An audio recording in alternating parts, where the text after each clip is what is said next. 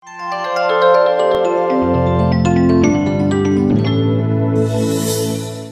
నమస్తే, welcome to Myra media. నేను మీ కేవీఆర్. ఆంధ్రప్రదేశ్ లో ఎన్నికల షెడ్యూల్ విడుదలైంది. ఇక మే 13న ఎన్నికలు జరగబోతున్నాయి.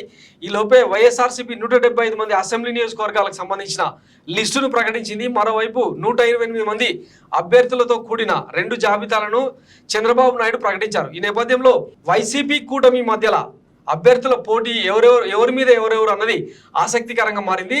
అయితే ఈ మొత్తం హోల్ లిస్ట్ లో ఒక 3 ఫైట్స్ మాత్రం చాలా ఇంట్రెస్టింగ్ గా మారినాయి. అదేంటంటే ఈ 3 కీలకమైన అభ్యర్థుల మీద 3 మహిళలను పోటీ చేయిస్తున్నారు వైఎస్ జగన్మోహన్ రెడ్డి.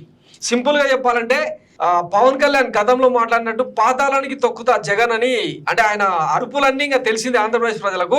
వైఎస్ జగన్మోహన్ రెడ్డి ఏమైనా చేయదలుచుకుంటే సైలెంట్ గా సీక్రెట్ గా ఎట్లా చేస్తారో, గత ఎన్నికల్లో ఎట్లా అధికారంలోకి వచ్చారో, అంటే ఎక్కడ కూడా నోరు జారకుండా ప్రత్యర్థుల మీద దూషణలు లేకుండా ఎట్లా మాట్లాడతారో తెలిసిందే కదా. ఈసారి ఆయన అనుసరించే వ్యూహం మాత్రం చాలా విచిత్రంగా వైవిధ్యంగా ఉందని చెప్పి రాజకీయ వర్గాల్లో ఒక చర్చ జరుగుతుంది.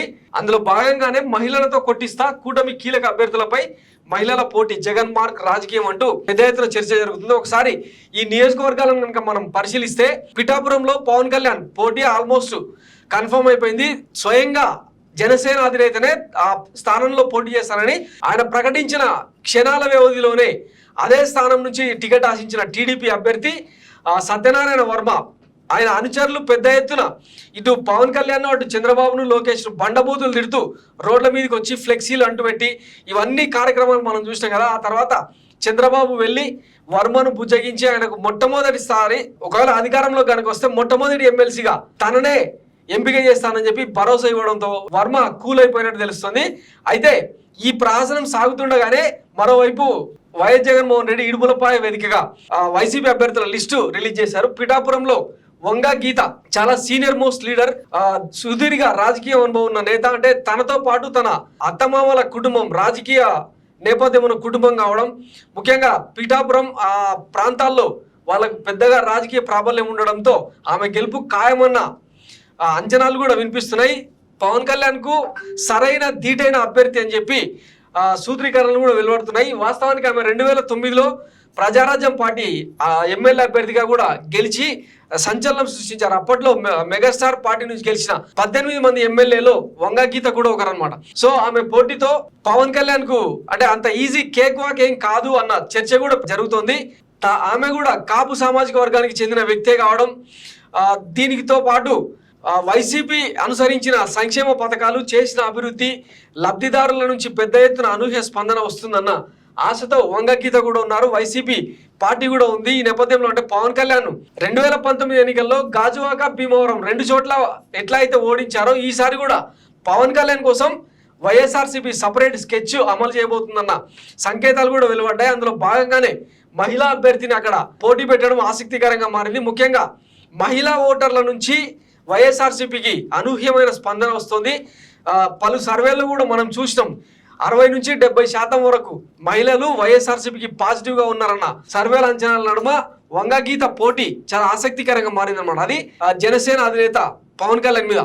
ఇక్కడ 2 పార్టీల ఓటు బ్యాంకు కలిస్తే వాస్తవానికి వంగ గీత ఓడిపోవడం ఖాయం. కానీ 2 పార్టీలు కలిసినా కూడా వంగ గీత గెలుపు అవకాశాలు చాలా ఎక్కువగా ఉన్నాయని చెప్పి సమీకరణాలు వెలువడుతున్నాయి. ఇక 2వ స్థానం విషయాన్ని చూసుకుంటే మంగళగిరిలో నారా లోకేష్ పోటీ చేస్తారని చెప్పి ఎప్పటి నుంచో వినిపించింది. మొన్న మొదటి జాబితాలోనే ఆయన పేరు ప్రకటించారు. అయితే ఆయన 2019 ఎన్నికల్లో ఏ మంగళగిరిలో అయితే ఓడిపోయాడో అదే స్థానంలో గెలవాలని చెప్పి తన గెలుపును వెతుక్కుంటూ అప్పటి నుంచే విస్తృతంగా సేవా కార్యక్రమాలు అమలు చేస్తూ వస్తున్నారు. అయితే నారా లోకేష్ కు పోటీగా నిలబెట్టబోయే అభ్యర్థి ఎవరన్నది చాలా సుదీర్ఘ కసరత్తు తర్వాత మురుగుడు లావణ్య అనే వ్యక్తికి వైఎస్ జగన్మోహన్ రెడ్డి టికెట్ ప్రకటించారు. వాస్తవానికి ఈ ప్లేస్ లో ఆళ్ల రామకృష్ణారెడ్డి సిట్టింగ్ ఎమ్మెల్యే పోటీ చేయాల్సింది. కానీ ఆయన అనూహ్యంగా పార్టీకి రాజీనామా చేసి కాంగ్రెస్ లో చేరడం, తిరిగి మళ్ళీ వైఎస్ఆర్సీపీలోకి రావడం, ఈ నేపథ్యంలో కాండ్రు కమల ఎవరైతే ఈమె ఉందో వీళ్ళ అత్తగారు, ఆమె పేరు కూడా చర్చకు వచ్చింది.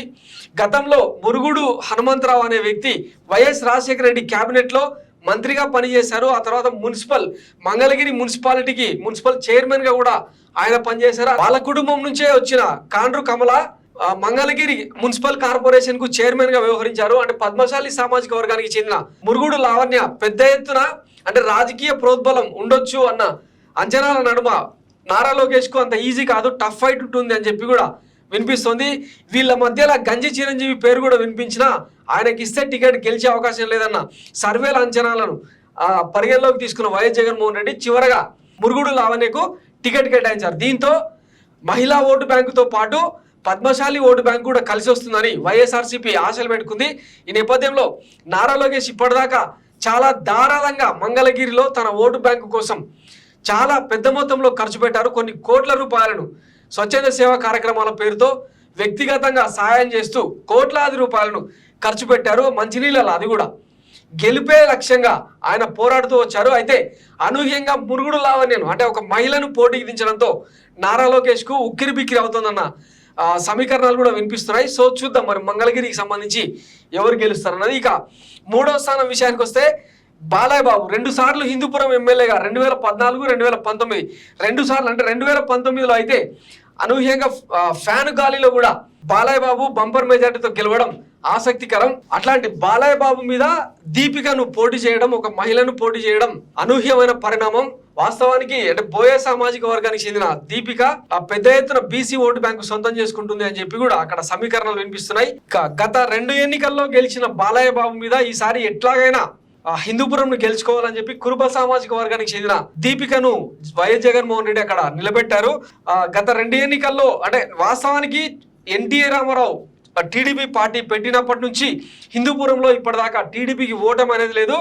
వైఎస్ఆర్సీపీ పుట్టిన తర్వాత కూడా అక్కడ విజయం సాధ్యం కాలేదు. గత 2 ఎన్నికలు కనుక తీసుకుంటే 2019లో ఫ్యాన్ గాలి వీస్తున్నా కూడా ఫ్యాన్ గాలి తుఫాన్లో కూడా ఇంచుమించు 17,028 ఓట్ల తేడాతో షేక్ మహమ్మద్ ఇక్బాల్ మీద ఆయన గెలిచారు. అంతకుముందు నవీన్ నిశ్చల్ మీద వైఎస్ఆర్సీపీ అభ్యర్థి 16,196 ఓట్ల తేడాతో గెలిచారు. అయితే ఈసారి ఎట్లాగైనా సరే బాలయ్యబాబును ఓడించాలన్న కసితో ఒక మహిళా అభ్యర్థిని ముఖ్యంగా బీసీ సామాజిక వర్గాలకు చెందిన కురుబ సామాజిక వర్గానికి చెందిన తిప్పేగౌడ నారాయణ దీపికను గ్రౌండ్ చేయడం అన్నది ఒక అనూహ్య పరిణామం. ఈ నేపథ్యంలో బాలయ్యబాబుకు కూడా అంటే గత 2 ఎన్నికల్లో 10 సంవత్సరాలుగా హిందూపురం ఎమ్మెల్యేగా గెలుస్తా వస్తున్న 2014 నుంచి 19 అధికార పార్టీలో ఉన్నా కూడా హిందూపురంని పెద్దగా అభివృద్ధి చేసింది లేదన్న విమర్శ ఆయన మీద ఉంది. ఇంకొకటి ఆయన పిఏలు బాలయ్యబాబు సినిమాలు ప్లస్ రాజకీయాలతో హిందూపురానికి దూరంగా ఉంటూ వస్తుంటే ఆయన పిఏలు హిందూపురంలో పెద్ద ఎత్తున రాజకీయ చదరంగానికి పావులు కలిపారని చెప్పిన